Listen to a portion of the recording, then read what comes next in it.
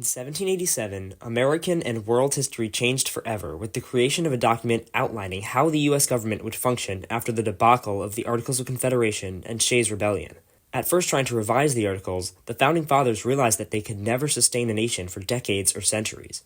A new document, the Supreme Law of the Land, would be forged out of compromise and fierce debate. Balancing power between the federal government, state governments, and we the people, the Constitution continues to govern the United States. Two major debates dominated the Constitutional Convention: how the people would be represented and how the president would be chosen. Even having a single executive was a debate in itself. Once the Montesquieu model of three branches was chosen, a looming question arose. How would the legislative branch be organized? Larger states argued in favor of a bicameral legislature with representation by population to protect their interests. Smaller states wanted a unicameral legislature with representation by state, again to protect their interests. In the end, a compromise was reached to have a bicameral legislature, with one house being represented by population and the other by state. Thus were born the House of Representatives and the Senate. Now to the executive branch. How would the most powerful person in the government be selected?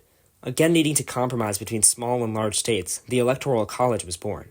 In it, each state gets a certain number of electors, based on the amount of senators and representatives that state has.